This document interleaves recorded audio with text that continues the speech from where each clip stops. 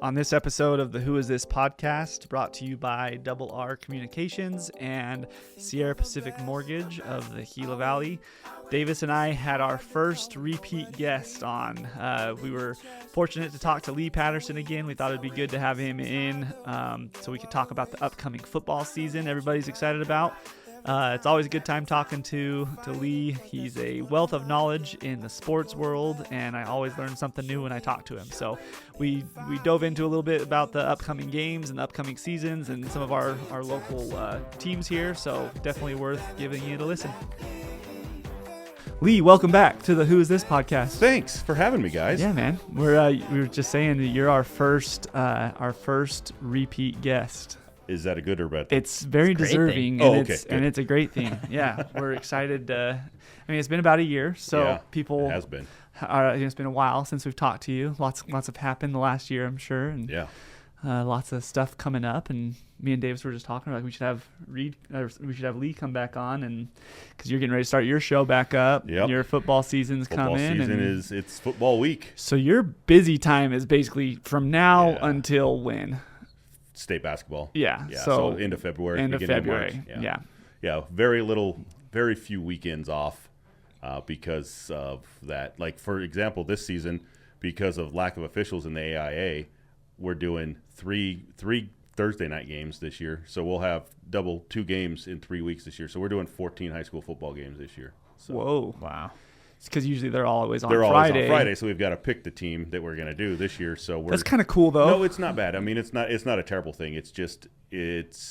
Obviously the official shortage is the reason, and it's anytime the smaller schools head to the Phoenix area. Mm-hmm. So Thursday night, we've got Pima at Scottsdale Christian. Second week, it's Thatcher at Apache Junction, and then later in the season, it's Safford at Coolidge.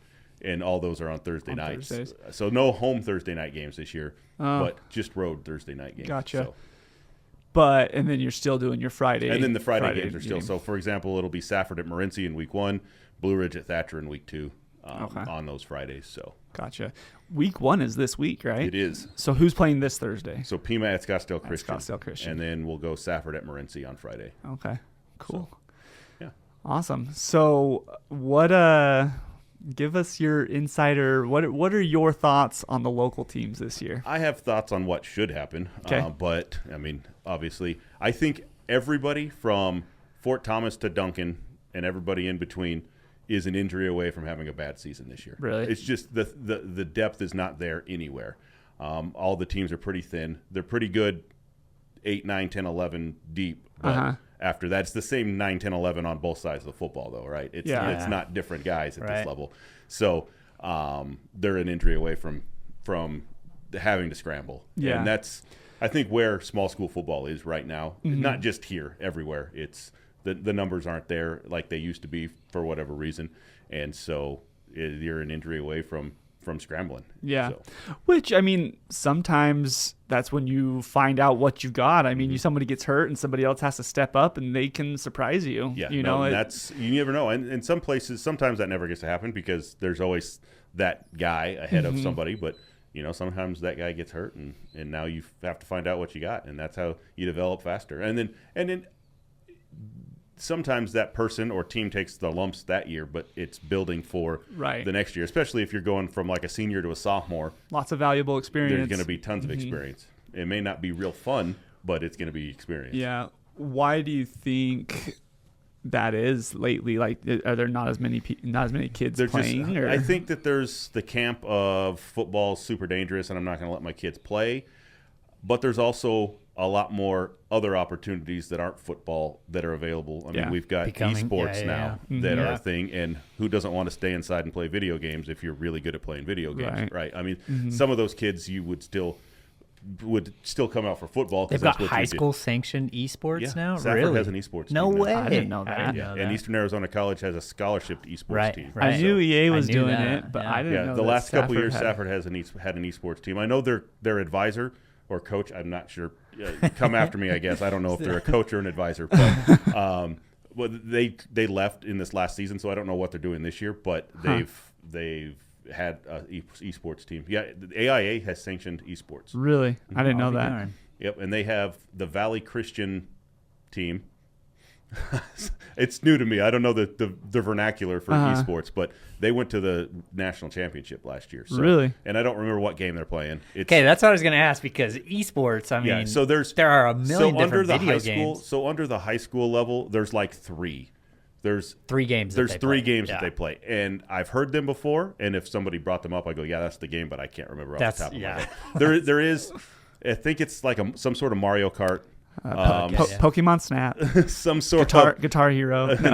Pokemon. I don't think that is correct. Okay. I can't remember the name of the games, but This isn't 2008 anymore. This is 2025, which makes me feel super old. So, but yeah, so esports is I think that's taken some of away, and then the danger of the extended head injuries in high school football, and especially in small school football, where the medical teams and the training situations aren't as good as they are at the higher levels. Right. I mean, I think that plays into some of it too. So, right. But I think for our area, I mean, it's affected our area, but our area is still above average in the participation area, because football is a big thing here. Right. So. Yeah. And there's a lot more competition. I mean, I know it's funny how different years, or you go through time, and there's different things that are popular, right? Like I feel like cross country is getting more and more popular for Thatcher. I feel like that also might be just because I'm around it more, because my brother-in-law is the coach. But when I was in school, I never remembered even hardly hearing about cross country. Dude, we were legit. I believe that, but I don't remember hearing about it. You guys that run for fun have lost me. Like was it the big? Only reason, was there a lot of people that did it? Yeah, or because we and also also had 30 kids on the team, 30 men on the team. In my defense too, I'm sure I knew at the time. I'm sure I knew about it, but I mean, it's almost 20 years since I've been going to high school. I probably just have a bad memory too. So it was Jared Johns and Cheston Thatcher were the superstars. Jacob Pace Jacob Pace. Okay, so I do remember there being cross country, but okay. No, I take back everything. And I feel like I didn't. To your comment though, I did not do it for fun. I did it because I thought it would get me ready for wrestling season. Well, that's where my next comment was going to go. Is I feel like more coaches have embraced the cross country sport for their sport. Yeah, and that's why there's more people out for that, because now all sports except for football, since it's run in the same season, have gone, oh, you're going to play basketball for me, you're going to run cross country in the fall. You're going to play baseball, you're going to wrestle, you're going to play softball, you're going to play soccer. You're running in the fall because otherwise you're doing nothing. Right. It ultimately gets you into game shape. I mean, I mean, every sport has their in shape. Football shape is better than basketball shape. Is different, not better. Yeah. It's different than. But when you're running cross country, that aerobic exercise is going to be it's going to translate everywhere. Yeah. Every sport. Yeah. I think. I mean, I never did cross country. I know it's hard to believe, but I was never a cross. Although I feel like in my era of high school sports, it was in our workout. Like football ran the mile, right? Like in pads, right? Like pads and helmets. We had to go run the mile around the track during football season. In baseball, we did road work down to, there was an old cotton gin down in Elfrida. We'd run to that and back. So I think it was in our workouts, right? But we never had a cross country team when I was in high school. That was what I always joked is our whole cross country practice when I went to wrestling season, that was like our warm up. Right. No, you're right. And then we had wrestling practice. Right. Yeah. No, it definitely translates. That's probably the only sport that does translate to every sport. I take it back what I said. The more I'm thinking about it, then there are tons of kids. I just forgot about it. My bad. And Sorry. I think we were like I was always on J, and I never even made varsity in cross country, but I think we were pretty good. I remember the Johns kid being really good. Yeah, I do remember that. I just haven't thought about it for 15 years. So yeah, I do remember that, which is crazy in of itself. I was thinking about that the other day. We're getting close to our 20-year. I know reunion. Yeah, it is crazy. Which makes me feel even older. Point at Lee. What year did you graduate? I graduated in '99. Okay. So I've been on the air here since 2000. Wow. Crazy. Yeah. So, wow. I've seen 5 full classes now from freshman to graduation. Wow. Yeah. Yeah. And here's the crazy part. the new girls basketball coach. That would be 6 full classes, right? I guess Since you're right. 2000, yeah. 6 full classes. Crazy. So the new women's basketball coach For at Safford Mm-hmm. is Lydia and Russ Carter's daughter, who Russ was still in school when I started doing this.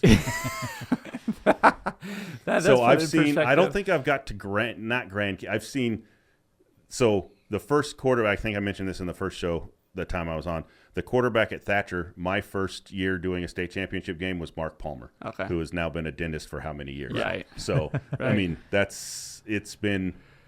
I'm trying to think who his oldest, I don't know if does he have I know that he's been involved in Little League at the 10, 11, 12-year-old age group, but I don't know if he's got anybody older than that. I think quite, not quite. I think he's getting ready to be in high So school. I'll be in, and I mean, back to the Carters, their youngest, Drake, is now moving up the ranks, and maybe I'll be around long enough to see. I'm sure you will. I think he's in 4th grade. Yeah, but it's crazy that he's a stud, too. I've heard that. Drake is he goes and plays like in these tournaments in he's been on a club team since he was like so they 5. Like every day they're traveling like to Phoenix. baseball or basketball or basketball. Oh, yeah. And I think he's in 4th grade now.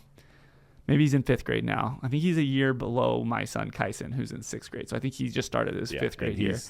But they played in the Pioneer Days tournament, and Kyson played with an older group, and Drake was an even younger than Kyson, and played up on Kyson's team. Yeah. And he's a stud, dude. Yeah. He's just so good. Like, I'm not surprised. He's going to be a lot of fun to watch play. But it's been, and over the years, people say, "Hey, you remember this?" And I remember it, but I couldn't tell you what year it was, or there's been like my first basketball championships were the Pima Girls Championships in 03, 04, or 04, 05. They were back to back, but I can't remember. I think it was 03, 04. So that was the first basketball state championship games. That was back when they played everything at America West Arena. Now, not Footprint anymore. What are we? Phoenix Suns, Phoenix Arena. They renamed it recently. Yeah, I think it's just not PHX. It's not even the Footprint Center anymore. Is done with their sponsors. I think it's just the PHX Arena. I think. I don't know, Oh, but that was America West back then, and they played 1A through 5A. That's all they had back then. All championship games on one Saturday, from 9 a.m. to 9 p.m. And it was a lot of fun back then, because you'd have those people come in early for the late games and watch the small schools play early. So that was a lot of fun. Would you stay the whole day usually? Most of the day and just watch I would use my media pass to stay down the whole time. So watch it from the scores table. That's I mean, and you get to see players like I've seen, these guys that all played high school ball here that have made it through the league, up close. I mean, at the time you're like, man, that kid's pretty good. Yeah. And then, 4 years later you see him playing in the NCAA tournament or being drafted in the NBA and you're like, oh, yeah. He was really good. I remember that guy. Like I remember the first time, and I can't remember, he played at Perry, and I can't remember his name now. He went to Marquette, and he set a whole bunch of scoring records at Marquette. But the first time I saw him play, I was like, wow, this guy's really good. Yeah. And now he's in the league. So, I mean, he's it's fun to watch those guys because we don't get to watch those big schools very often because we're working the same nights as those, so I don't get to see some of those guys. So, but that's some of the fun things about doing this for so long is you get to see some of those guys, and you hear a name, and you're like, then you Google it, and I'm like, yeah, he did play. I did see him play. Like it's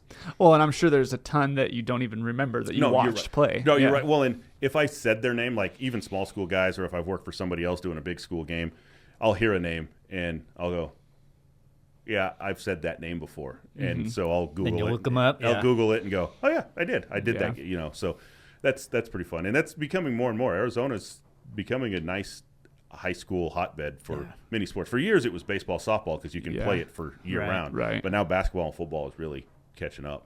Cool. So that's awesome. Are we still in our frame over there? Yeah, I think. Okay. I'm still here. Yep. I'm here. That's all we care about. So. You mentioned an official shortage. What's the deal? What's going on? What's your opinion? There's a couple. What's the solution? the it's like the baby boomer era is aging out. I mean, so all those guys that have been doing it since they were our age or younger, for 30 years, are now in their 70s and aging out. And I don't. It's a combination of things. I don't think they've done a very good job of marketing it as a legitimate paid hobby. Mm-hmm. I mean, they paid pretty decently to do Mm-hmm. high school games, but there's not really been a path to it. They're just like, hey, why don't you come be an official? And everybody's like, eh. So now I just actually talked to the AIA earlier this year, and they're working on a path to doing that, like getting into high schools and junior colleges early and getting guys into an academy to get to, signing deals with youth sports to get these young guys doing youth games that then graduate into the AIA. So I think that's going to help. Yeah. But then also the negativity around being an official. I was going to say, there's probably a lot of reluctance. Because they don't want to be yelled at like they have been. And so the AIA says they've done, or end up online. Right. They're doing some stuff within teams that they have control over.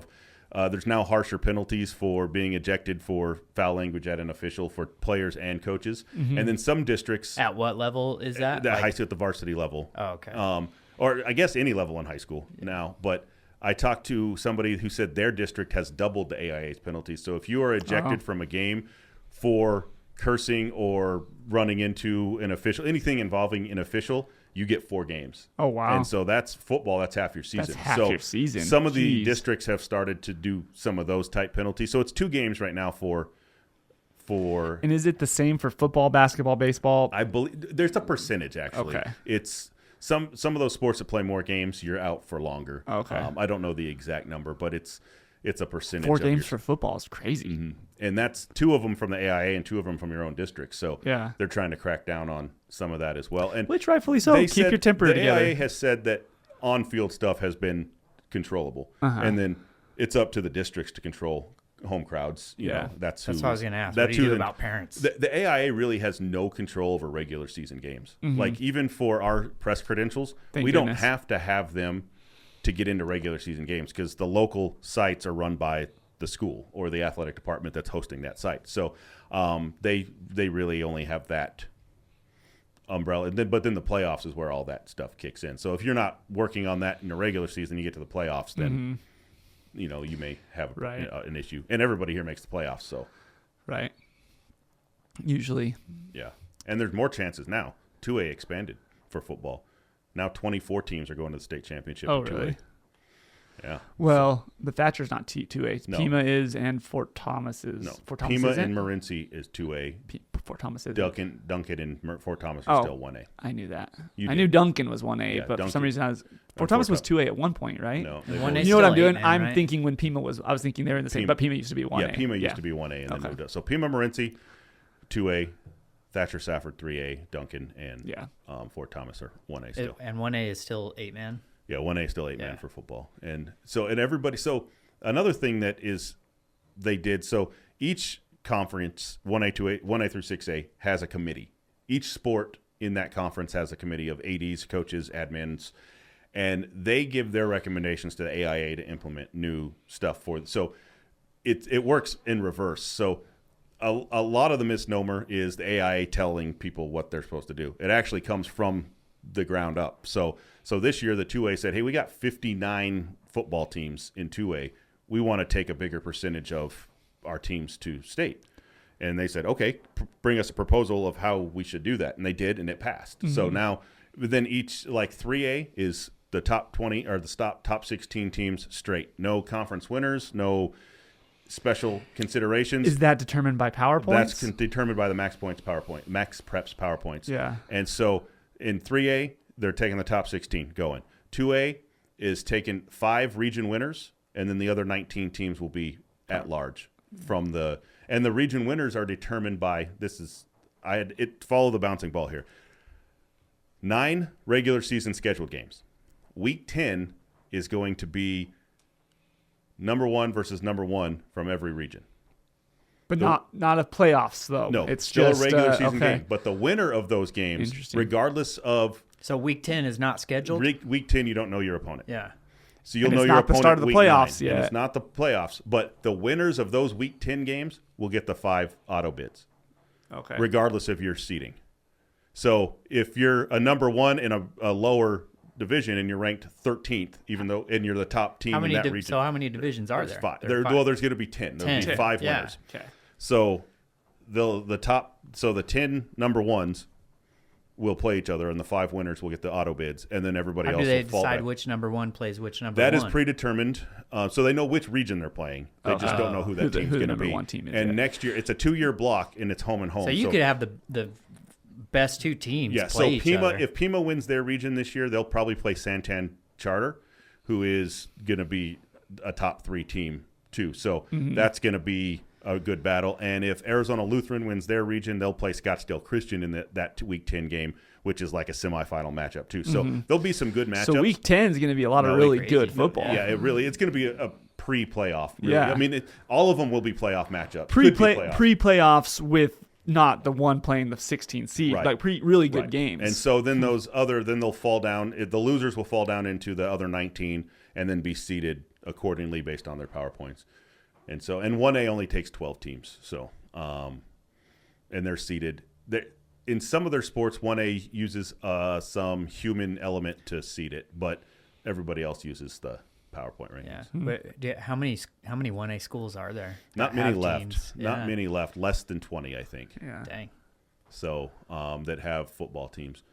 So and that's an interesting issue within the AIA too. I mean, because the 1A has dwindled because teams grow mostly. Right. I mean, and get out of that. But there's some teams that will never get out of 8-man football just because they don't have the number. Do they go down the 2A list that has 59 teams now and go, all right, you bottom 6 are now 1A because you haven't competed in football for a lot of years. Let's drop you down. But there's that stigma about playing 8-man football. Right. These coaches and admin departments are like, yeah, we're not playing. We'd rather go 0-12 at 11-man than play 8-man football. Which is weird. I mean, which is a weird. It's still football. Yeah, it's still fun. It's still. You still want to. I remember I was in school when Pima went from 11-man to 8-man, and it was like, is this even football? But I'm saying I would rather play 8-man football than get my butt kicked every single week for 10 weeks. You know, if I'm a player. Nah, well, I don't know if I agree because that feels like you're being kicked.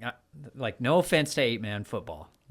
Right. I'll put that up there, but it feels like you're being put in like a junior league. So so I played 2 years of 8-man and 2 years of 11-man when I was in high school because we grew from 1A to 2A while I was there, and it's definitely a different game. There's some. We played St. David in an 8-man game, and they beat us 72-69 in a high school football game. But that was back. It is tons of scoring. Yeah. That was back when. So if you were a true 8-man team, your field was only 80 yards long. But now there's been so much back and forth. And it's only 40 yards wide, yeah, right? It was shorter on the edges. Yeah. And so, but now some teams, I think it's standard now, all teams have to have a 100-yard field because there was some where there were still some 80-yarders. And that's weird. Yeah. And some that were 100-yarders. It's like baseball. Different. Baseball's crazy as far as the venue field dimensions. Right. Yeah. Well, and the crazy thing about field dimension is that the high school foundation has field dimension minimums, and there's a ton of schools that don't fit them. But I mean, you got to work with what you got to work with. I know, but like there was two fields growing up playing baseball. The old Clifton field, which I don't think either of you ever played on. They were probably closed by the time you guys got there. But right field was on the river there, on the San Francisco River, and it eroded every year. So right field kept coming in every year. Shorter every year. And then Benson. The right field in Benson was only like $180, but they put up a 30-foot fence over the tennis courts. Tombstones is like that too. Tombstones right field is super short. I did get a cheapie there in high school. I still never hit a home run, and I played on Tombstones field. Shattered the windshield of a UPS truck. Nice. Explain that one to your boss when you're supposed to be at work, right? I was driving by. That's funny. So yeah, there's 8-man. I get what you're saying. And I think you're right. People that are used to playing 11-man getting moved down to 8-man probably feels like it's a punishment. But I also know all the people. I have family that grew up playing and that still coach it, and played 8-man football and love playing 8-man football because that's what they know. So my thought is, if I was a high school kid playing football, I would get tired of, because we're talking about the bottom teams that haven't won a game for the last 5 years. You know, so I might be like, oh yeah, let's try 8-man. That might be fun to win a couple of games. You play it, like it's probably the resistance is probably there, but once you start to play it, I had a good time with it. I mean, but then it was interesting so for us, learning the 11-man game was different. Yeah. So coming from 8-man, I mean, you're only adding 3 players, but it's a completely different game. The dimensions of it completely change. Well, And so also, I'll also say that I guarantee you that those 11-man football teams that haven't won a game getting moved down to 8-man aren't going to automatically win a bunch of games either. No, there's some tough 8-man yeah, teams. there's some like, really for good instance, athletes. Right now, Hayden is really good. They won last year's state championship. Baghdad's always good. I think Duncan and Fort Thomas will both compete this year. And there's always new prep schools that come up every year. Like when I was playing, Scottsdale Christian was a 1A 8-man team. I mean, now they're back-to-back 2A state champions. But Arizona Lutheran, they're still down there. There was some teams, though, that played 8-man in the 90s that are now 4A or 5A schools. Yeah. Like I was looking back through some of the archives in Arizona as I was getting ready for this week's games. And some of the teams that played, like Thatcher beat Queen Creek in 2000 for the state championship, or during the playoff run. I don't think it was for the state championship, but they beat Queen Creek High School. And now Queen Creek Creek's now 5A. Yeah. So it's just crazy. And then Safford, especially when Safford was the biggest school in the area, Safford and Morenci, and they played Marana, and they played all these big schools that are now big schools back in the day, and competed with those guys. So, it's just fun to look back at some of that stuff. When I was in middle school, we played Pima when Pima was still 1A in football. And so they did 8-man football. So what we did was, I think we each changed our defense. Yeah, defense matched the offense. Which sucked because we're used to playing with 11 people on and now defense. 3 guys and lost now the job we lost 3 guys on defense, but they got to add 3 guys on their defense. We lost, so I'm making excuses. But we did that with some teams too at Valley Union, trying to get games at the JV level. I think we played Benson and Bisbee like that. It was interesting. They had fun with it. I mean, it was fun, but yeah, it's definitely a different game. There was a lot of high scoring, especially when the fields were 80 yards. You could be backed up within your own 5 and score, on a long touchdown pass. Right. Yeah, it's a lot like the indoor arena game is now. I mean, it was just outside. Yeah. So here's those are 8-man too, right? Yeah. Here's an interesting topic because we're talking about football not having as many numbers. Do you think it's better to have, like where you're at, kind of be able to fill a team, not have quite as many numbers, or have too many numbers? I think it would be.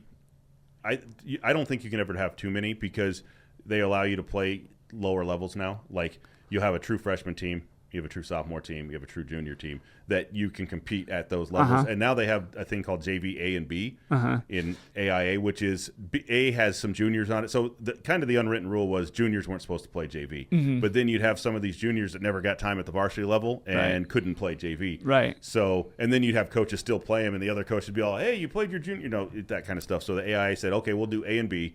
And so JV A allows you to have juniors. JVB is supposed to be just freshman and sophomore. Yeah. And the reason I'm thinking about that question, because I just remember last year the Thatcher middle school baseball team had a ton of kids try out, but they only do, and this is middle school, so it's different, but they, instead of doing a 7th and an 8th grade team, they just do one team. And so you have all these kids that are good baseball players and so I just wish they would find a way to have 2 teams. My qualm with that is they're like junior high, there are a lot of late bloomers too, so they'll try out, and they're still learning. It's a learning level. And if you get cut as a 7th grader, that might kill your confidence and stop playing, and you could have really been a really good ball player. So I wish they would find a way to have 2 teams, even if you told the second team, like, look, you're our practice team. We're going to let you come and practice. We're going to scrimmage with you. We're going to try to find some games for you.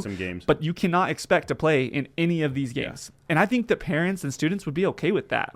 That's better than getting cut. Yeah. I wish they would do that. Well, and then that really comes down to numbers of volunteers and helpers, that's true. That's true. I think dwindling as well. I mean, people who have kids involved are always involved. But when they move on, when they go to the next level, so does the coach or the parent. And so it's.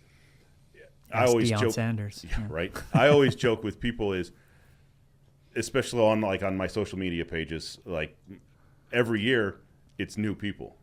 So I get the same questions / comments / complaints every year because it's a new group of people coming to the varsity, and it's different at the varsity level.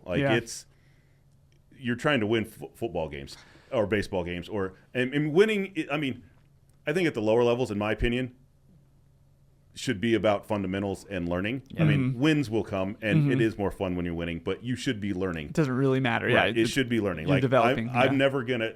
I've never in 25 years I've never quoted anybody's JV stats, anybody's freshman stats, anybody's junior high stats. They're just not They're not on the radar of anybody at the varsity level. Right. But when you get to the varsity level and you're trying to move on from that, those all stick. Mm-hmm. And so it's interesting to see the parents' progression into the varsity world of. I don't like it. Of you don't like it. I don't want to. You gotta be careful talking about stuff like this, but I think that a varsity coach should be unbiased, and they shouldn't be there just because they have a kid playing. Oh I think that even if it's not the case, more often than not, that gets the blame gets put on. It's hard for the coach and the kid. Yeah. Playing for your dad is hard. I played for my dad growing up. It's not easy to do, but even if it's not the case, and a lot of the times the parents are involved because their kids are pretty good. Right. So by default, the kids are good, but But then there's the group that goes, oh, he's playing because his dad's the coach, but in reality, he's probably the best player. I agree with that too. I guess my point is I don't like when all of a sudden there's a coach on varsity that's never been on there before, and then they go away as soon as their son leaves or their daughter leaves. Right. So obviously you're in a small town. If I'm coaching varsity for 5 years, eventually I might have a kid come up that's on that team. You're probably going to, and I should be able to continue to coach, and my kid should be able to play. Right. That's different. Right. My point is, it bugs me when it's very obvious that the coach is only there because their kid's there, and they're going to be gone when their kid's gone. I think it's hard to build a program that way too. 100%. Because there's no continuity with the staff. Yeah, you want a coach there for years. Right. And that's changed a little bit too over the years too. Mm-hmm. I mean, when I first started, probably the first 10 years I was doing this, the coaches never changed in any sport. Yeah. They were the same. I never get to know anybody new. I mean, we wash, rinse, repeat. Like it was. But now, I mean, if you look at Safford this year, all but 2 of their head coaches are new athletic director, and 6 or 7 new coaches. Yeah. And the longevity of it is just not there anymore. It's again that same type of the people we're talking about, the same age as the officials that are aging out. Those coaches that were doing it for the love of the game are not there anymore. Yeah. There's a lot of them doing it because their kids are involved, and then they're going to be gone when their kids aren't involved, and that's what this turnover is happening. Or there's so many dominoes every year because coaching contracts are all stipend still at public schools, and most of them either just work on the stipend or have a teaching contract too, but they're year to year. So in these big districts, they can bounce to schools because they're all within the same district. And so now this job's open all of a sudden, and this guy takes it, and the dominoes just start to fall. And because they're looking for the next, head coaches especially are looking for the next job up the chain. When you're young, like the younger the coach, the fewer chances it is they're going to stay for even 5 years anymore, because they're trying to win some games at the lower level to go to the next level, Yeah, if their aspirations are to continue coaching, that's what they want to do. They probably don't want to, a 20-year-old probably doesn't want to coach at Thatcher his whole life, which makes sense. And I mean, the area is not built for somebody like that either. I mean, there's a reason we're missing that age gap here in the Gila Valley from 18 to 25, you know what I mean? That age gap, that age group's not here. They've got to be somewhere else during that era in their life, because there's the infrastructure is not here for that age group. Yeah. Yep. Rabbit Hole. You should rename this podcast Rabbit Hole. That would be a good name for a podcast. No, that's a good conversation. That's what I like about this podcast, is we don't have an agenda. It's just see where the conversation goes. And then when you talk to some guy that talks for a living, it just goes. It makes the podcast even better. It goes every which direction. Yeah, no, that's awesome. So, talk to us a little bit about your show. What is your show just during the football season, or do you do it during basketball? It started out during basketball season, but then it's only on Wednesdays, and then there ended up being a lot of games on Wednesdays and road games, and I just couldn't get to it and get on the road at the same time. A weekly show is made for a football season. Yeah, so football starting week 1, 12:30 on KATO, 12:30 a.m. And we'll preview the season to start the season. Then every week it's updates on the games, preview of the next game, try to get a coach or two on and get some thoughts about that, or if some special guest pops up, we'll talk about it. If somebody has a has a great week in some other sport. We'll talk about that. But that leads me to the next one. Starting up this year, in a couple of weeks, you'll start hearing it on the radio. We're bringing back our Athlete of the Week. Oh, cool. So Nice. every week we'll feature an athlete around the Gila Valley, Graham-Greenlee County, that had a great week in any sport that's going on. And in this fall, we've got a sponsor. I shot a 90 in golf last week. Do you That want is, to have me? that is, you would not qualify. I don't think. But Mike Romney over at Farm Bureau Insurance has sponsored that this year for us. That's So cool. for football season, and so we're going to give it a whirl. We've done it before in the past, but it really is on the backs of the ADs and the coaches to get the nominations in, especially for sports that isn't football. Because I'll see and know the football guys, but volleyball and cross country in the fall, I won't know who's having what. So Who picked? Do you pick So the I'll athlete of the week pick the out coaches. of the nominations? Yes, so the athletic directors and or coaches will send me nominations every week.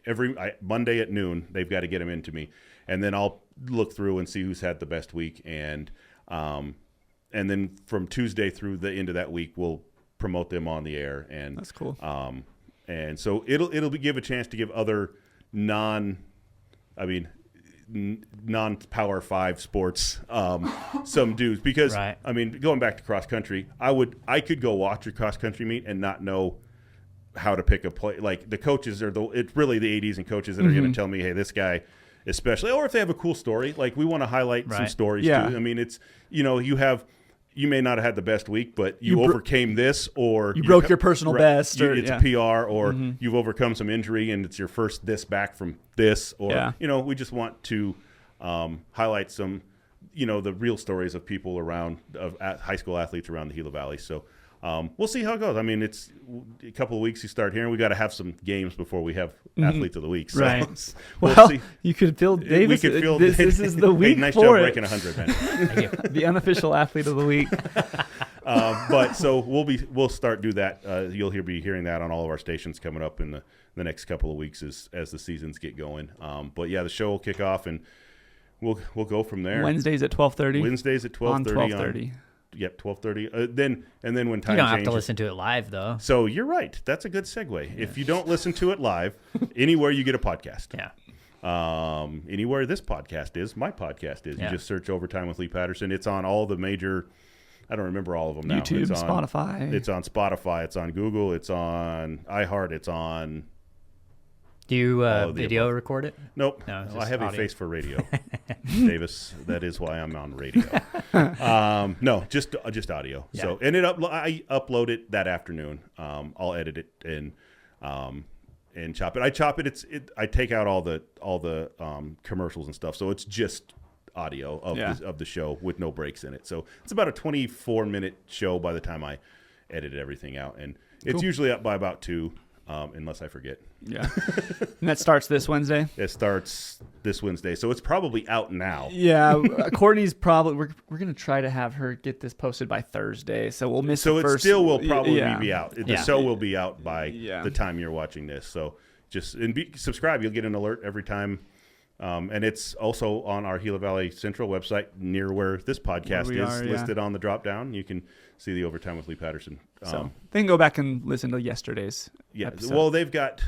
well, and all of them. It's funny how, because I get a report at the end of every month, what I'm sure you guys do about listenership and stuff on our viewerships. Lee, Reed, I always get yours, and whenever I'm talking about both of you, I say Reed tells us every now and then about, but he doesn't give us any reports, which is fine. But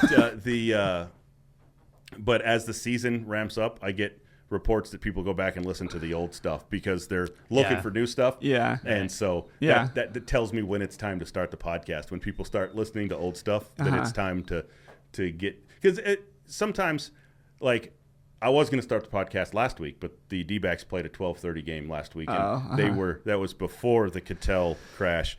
So I was like, well, we'll give them a 12:30 day, and then they play again at noon Wednesday this week, but the show will supersede them, and it'll be about probably inning 2, probably in the second inning by Get the game on. the time the game comes on, but we'll do the show first. So I was just telling Kim yesterday that I'm done watching the Diamondbacks. I don't Well, believe you. They're driving me I'm do not not a believe crazy. I'm a fan, but I'm not an avid follower. What happened to Cattell? All right. Well, Cattell's just. I like Cattell. He's a great player. He's constantly asking for time off, and I haven't really, honestly. I've seen those reports. I haven't done. So he apologized yesterday. Here's what actually happened. He went to the All-Star break. He asked for time off before the All-Star break, too. too. Game off before the All-Star break, went and played in the All-Star game, and then missed the first 2 games in St. Louis after the All-Star break because he went to the Dominican Republic instead for a vacation with his family. And his home was burglarized while he was in the Dominican Republic. So the team said, we're giving him time off to deal with the burglary at his house while he was gone. But in reality, they suspended him. No, that was unapproved time off from the club. He didn't tell the club did not know he wasn't coming to St. Louis. I didn't know that. So that drives me crazy.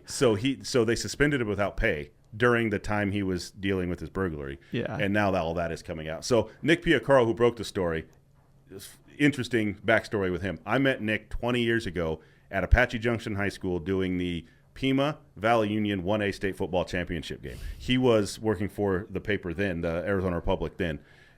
And then like 4 years later, he's the beat writer for the Diamondbacks, and he has been forever. And I will, on this podcast, defend his name because he's getting some heat for putting it out there. Yeah. But he didn't make that up. Like he's been around the game long enough that somebody told him that. Yeah. That was a problem within the organization.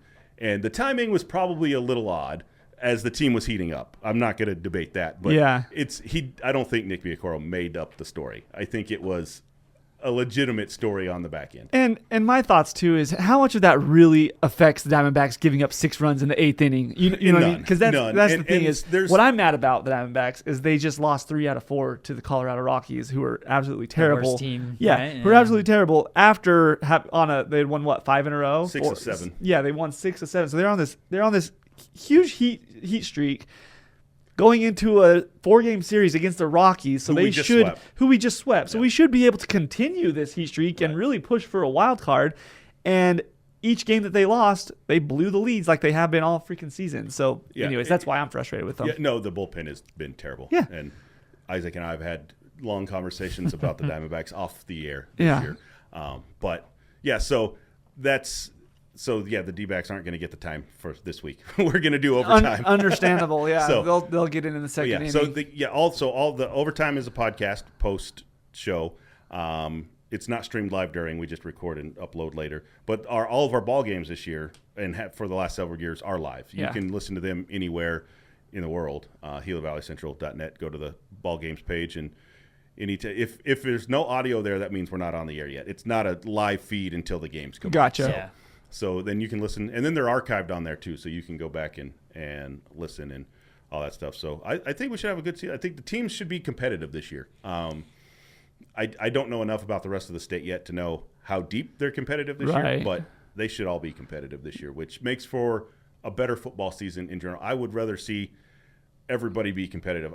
It's more fun to go to a ball game not knowing who's going to win. Oh, 100%. I mean, as me. Especially when you're calling the game. As me. I mean, I'm sure coaches and fans and players really enjoy knowing they're going to cakewalk a team. Right. But it's much more fun for me going. And more entertaining for the listeners. Right. And that's what you got to think about. I mean, we think about it differently than coaches and fans do. Mm-hmm. First of all, I've got sponsors that want ears. Mm-hmm. And so I've got to pick the games that the most ears are going to be on. And those have to be the competitive games. It's, in my world, if a local team loses a close game, still a great night, right? Because that's who and people are listening to the whole thing. If they get ahead 45-0, they're going to stop listening. When teams are winning 60-0, we'd have nobody after halftime, right? So, so I think we've got some competitive games picked out this year, and I think the teams will be competitive. Safford's got a new coach this year, comes from Wickenburg. They were competitive. He took them to the playoffs the last 2 years at Wickenburg. So, played high school football in Texas, so knows what the big high school football is about and how to build programs. He might be a good person to have on the podcast. He would probably be a really good person to have on the podcast. And so he's got new systems, so I'm excited to see them this week too as well. And we'll break this. Actually, it'll break on my show Wednesday before this airs, but Pima's lost their starting quarterback, and they will be starting a sophomore in week 1. That's he was injured in the scrimmage. He's out for a couple of weeks. Maybe not for the season, but he'll be out. So they're going to go with a sophomore at Is Pima. that We just had his grandma on. I can't think of the last name. Kathy Grimes. Grimes, Cedric Grimes. Yeah, he was injured in the scrimmage, and it's an arm injury, and so he's out a couple weeks, maybe a month. Well, he's young, isn't? Is he I a think junior? he's a junior or this year. Yeah, So junior. they're going to go against the defending 2A state champions on Thursday night with a sophomore quarterback. And that's the game you're going to be at? And we'll be at that game. And remind me who they're playing. Scottsdale Christian. Okay. So In you'll Scottsdale. probably see this the day of that game on Thursday night. That's the hope. Yeah, we'll try to have Courtney edit it for Courtney Thursday. can get it together. Come on, Courtney. Yeah. So that's like I said earlier, everybody's an injury away from. Yeah, and that's a big one. I mean, That's the huge, starting quarterback is always the guy. Like, it doesn't matter where in the world you're playing football, the starting quarterback's the guy that gets all the attention. Right. And when he gets hurt this early in the season, it's you have to go to Plan B real quickly. Mm-hmm. And a week before, so this was Friday night, and they play Thursday night this week. So you don't even have a full week of practice with your starting quarterback. So. Yeah. Who's the sophomore? What's his name? Riot McBiles. McBiles. Okay. I'll have to talk to Levi about that. McBiles, yeah. Yeah. His dad was a stud basketball player at In Duncan. Yeah. His mom was too. I know his uncle really well. So yeah, that again. I'm old. I remember when his parents played sports at Duncan High School. So. Jake is his dad. He's an athlete. Yeah. Yeah, they were great athletes in high school. So I have no doubt, but he's a sophomore starting against the defending 2A state champs. So that's going to be. Yeah. We'll see. Hey, I mean, and sometimes it makes for a really good story. The hard part is if he succeeds, great. If he fails, he's supposed to. Right. You know, and that's the hard part for a sophomore to realize. No pressure. Yeah. Yeah. They're really, I mean, take the snap and hand the ball off. They're not going to ask him to do a lot, I don't think. Yeah. I mean, you just can't. Right. You know, Yeah. get the ball to the right guy. Yeah. But that's sometimes easier said than done. Yeah, and it's one thing telling the kid, hey, don't feel any pressure. He's still going to feel the pressure. Yeah. I mean, Well, he's absolutely going to feel pressure. I don't know how you contain your heart rate before that start as a sophomore. Like, he's going to be through the roof with adrenaline and yeah. You know, Wait, are they playing here? no, or? it's at Scottsdale, Dang. and it's the only game. So everybody, all the Phoenix media is going to be there. The game is on NBC Channel 12 in Phoenix on their Plus channel. So it kicks off their high school football coverage. So I wonder if he knows that. I don't know that he knows that. So hopefully he doesn't see this before then. Hopefully nobody tells him. So we've got the game. They've got the game. Well, this won't be posted in time for him to listen. Yeah. I'm sure he's an avid listener. We've got the game. They've got the game. Yeah, he's subscribed. He knows when all that pops up. But so we'll see how it goes. I mean, I don't know that they know how it's going to go. That's one of the things I love about sports is the backstory. Like I'm so much more interested in that game now. I know, because of what you just told us. I kind of want to watch. And that's going to be a big part of what we talked about on my show yesterday, whenever this posts. Yeah. So it's intriguing, and there's always, like in week 2 at Safford, their old football coach Eric Halmerson is bringing Blue Ridge back to Safford for the first time since he left Safford. So to me, the players don't give anything about that. Right. But those are fun stories for us that Right. have followed it for a long time. Right. So and I'm sure there's people in the community that have that circle no, too it because is. of that reason. And that was one thing for me in my career here to remember that. Like, it's a big deal to me, but the players don't care. It's just another Especially another like, you go to Eastern, and every year half the team doesn't know anything about the league. Right. Because they're turning over every year. Yeah. And so I'm like, oh, they don't care about the fight with Snow College 20 years ago. No. or even the rivalry with Arizona Western. They're like, who? Like, they just don't. It doesn't matter to them. But that's part of my backstory and my lead for the games is the previous games. But half the current team. I think good coaches will capitalize on stuff like that too. They'll bring it up. They'll know. Use it as motivation. So this year I'm doing for the last year we started it, but this year Eastern for their YouTube channel, I'm doing volleyball and soccer for them on their YouTube channel live. And last year I felt like I just didn't know enough about the players because I don't travel with them like I do the other sports. And so I did a survey this year to ask about more stuff to have, tidbits of information about each player as we're talking about them. And some of them know more than I think they know. Like they I'm like, because I asked like, what match are you have circled on your calendar. The sophomores all say Arizona Western every single time. I mean, that's the easy answer. But then some of the freshmen are like, I've heard that these guys are our rivals, so I'm looking forward to this game. They don't know anything about it. So they're already kind of implementing that culture into the young guys too, which is good. So it'll be fun. So, not only we're doing 14 high school football games, we're doing 14 soccer/volleyball matches on YouTube this year for the college. So wow, that's cool. We'll be busy. So who's videoing those? That's through the school. The school's videoing, and you're doing the. Yeah, they hire me. So I'm actually a part-time employee at the school for that. Okay. And then they hire me to do the voice of it. And for the fall sports. So you're going to be really busy this year. For the fall sports, I'm working for them. But then when we get to basketball season, they take my feed from the radio. And we just put it on there. On their broadcast, on their video. Yeah. So they video it. I mean, they're plugged into us, but they're still independent of our broadcast. Right. They're just using your audio. Yeah, they're just using our audio. That's cool. So if they have features that they're working on or whatever they're running on YouTube during the games, we're running something separate on the radio side. So that's cool. But it's a nice partnership. It's worked for a long time now, and now that they've gone into the video side of it, it's gone. I mean, it's 3-hour advertisement for the college. It's a perfect. I mean, it's athletics moves people. So I tune into 12:30 more. I tune in to listen to the Diamondbacks mostly. I'll have it, and then I'll have that on the radio the next morning. On the marketing sometimes. side of it, people ask, "Well, isn't that station just for old people?" And I'm approaching old people, so I'm like, "Hey," but it really the demographic comes down for sports. Like you said. People your age are listening to the Diamondbacks, or Sundays on the Cardinals if they're out in town or working at something in the shop. They got the Cardinals on, or Friday night, Saturday nights they get ASU or U of A on, our other sister station on. I mean, it really. I mean, that's why we try to carry everything we can. Yeah. Because people have grown accustomed to being able to do that here because we've. In the 25 years I've been here, we've done that. Reed has been here for 35 years, and it all started with that. We've had them all, so people know that if a game's on, they can find it on our stations, which is a nice place to be in the market. So absolutely. I have a question. Oh, scared. What are you doing Saturday? What am I doing Saturday? There's a big event I've been invited to. It's a huge event.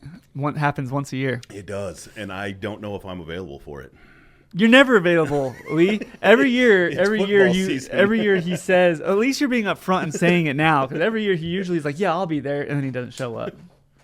We're talking about the worldwide known Gila Valley Poker Championship put on by Trey Morris. Mm-hmm. It's a fun tournament. It's a great tournament. You should play in it. It is a great tournament.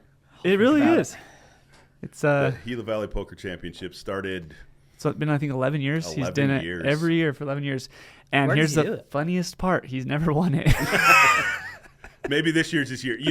He deserves to win it this year. He does. As much as he's been going through, he deserves to win it this year. 100%. I get nervous playing poker with Trey because Trey is good at by poker. The book. He's by the book, which you have to be, but you're right. I mean, for a novice who doesn't know everything. But you know what? You just can't be. You just don't be intimidated. Just play your cards. Just play your cards, and because I know what you're saying. Like if you're out of turn and stuff, you're like, hey, you can't, because he's acting as the tournament director.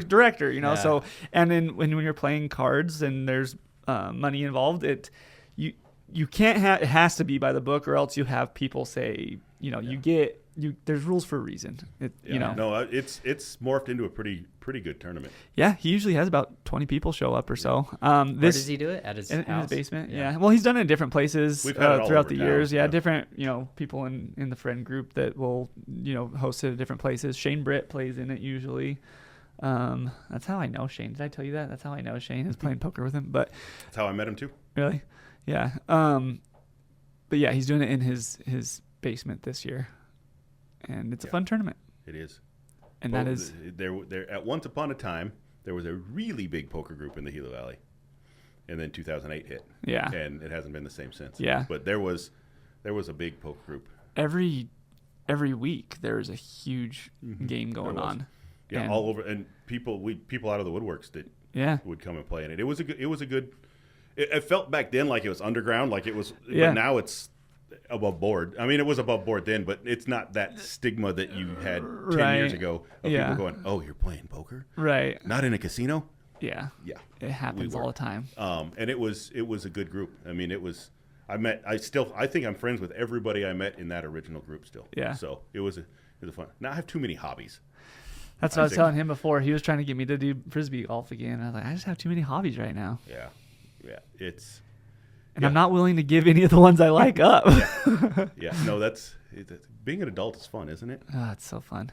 Well, and I don't know. I mean, I was your age once. I was being facetious. I was your age once, but I can't remember that far back. But as you age, you hyper fixate on whatever that is, like whatever your current hobby is. It's you get one and you hyper fixate on it. Yeah. And that's disc golf for me right now. That's where I'm at in life. So, but you have time and energy for multiples now. Wait till you have time but not the energy for multiple. I'm running out of time with my kids. Anything. Yeah. My kids don't even do any sports, and I don't have time right now. So it's like in a couple years when they start I don't understand how families with multiple kids and multiple sports do the time thing. I don't. The time need for all of those things is huge. Yeah. And some of them are in multiples in the same time. Like it's a lot, but I know. One of my best friends every single Thursday drives his kid to ASU for wrestling practice every Thursday, and I'm like, and he's got 3 other kids that are all have their own.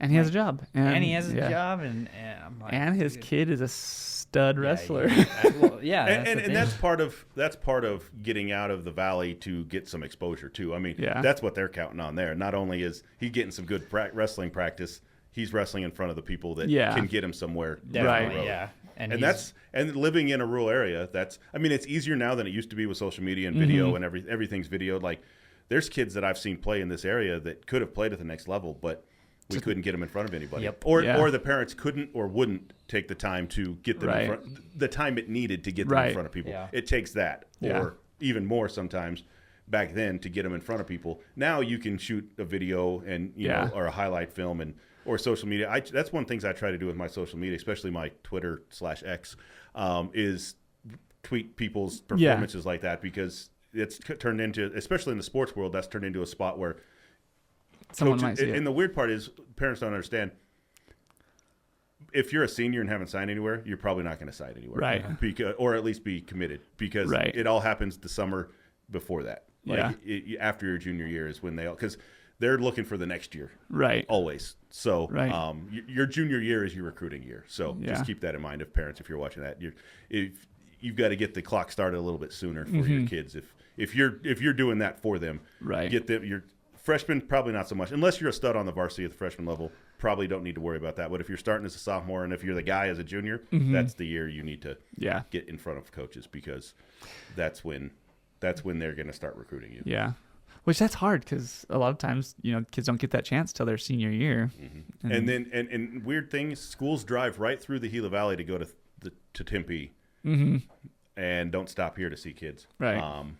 I've tried over the years. Coaches, just stop and give them a look. Yeah. And there's so many kids. It's so hard.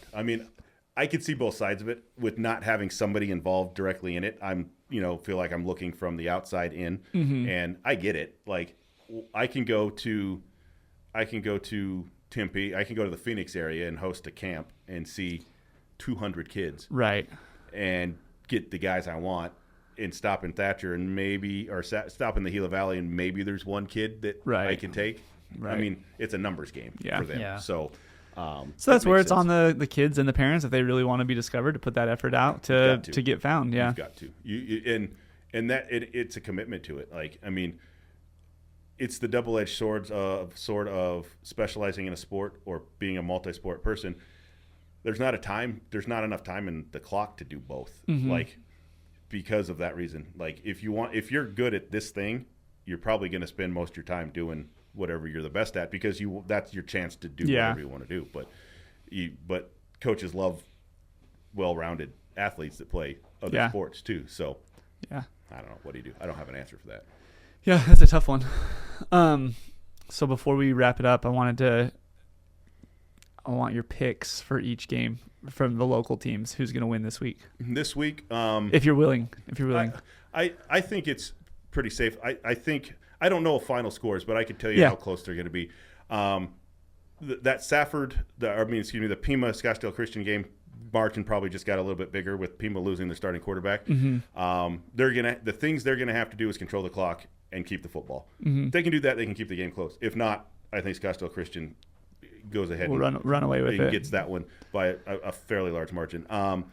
Thatcher at ALA Ironwood is interesting to me. They match up really well against each other. Both of them have huge offensive lines, huge defensive lines, run the ball a lot. I don't know a lot about ALA Ironwood, but their coach that they have this year, Myron Bluford, came from Arizona College Prep, and the only other time I saw him was against Thatcher in a playoff game, and it was an even matchup. I think it was a 3-point game. So that one's going to come down to the wire. I think it's going to be who holds on to the ball, who doesn't turnovers. Where's in the red that zone. one being played? That's at ALA. No, that one's a home game. That one's at Thatcher, and that's Friday? That is Friday night. Okay. And then Safford at Morenci is going to be very Wait, you didn't pick who's going to win, though. I want you to pick a winner. I don't know if I have picks to win. I know how the games, how they have to win. So this is how they have to win. I mean, if they do this, they will. If they, we're going to give Thatcher. We're going to say you pick Thatcher on that one. We'll pick Thatcher on that one. That's fine. The Safford-Morenci game, I think Morenci's right now more ready because Safford's got the new system they're still trying to put in. Safford can score faster because they got a kid at quarterback, Javen Elliott. They can throw the ball 75 yards down the field on the fly.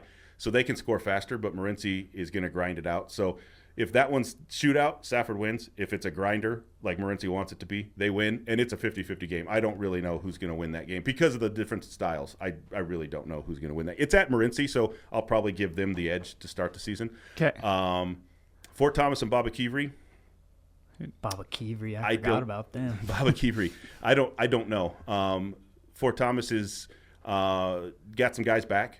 They can score some points this year, which they struggled doing with last year. So I don't remember if that game's – I think it's at Fort Thomas, so I'm going to give Fort Thomas the edge on that one. And Duncan Lordsburg is on a 7-game winning streak against Duncan. So I'm going to pick Lordsburg in that one just because Lordsburg put 96 points up on Duncan last year. Might be a rough week for Duncan. Yeah. So they've got to – Duncan's defensively got to figure that one out before this week. So those are the games this week. So I don't – That's like every other play they're scoring, right? It's almost – Didn't Duncan put up a bunch of points? Yeah, it was 96-66. Yeah, like Duncan still scored a bunch too. Yeah. Mm-hmm.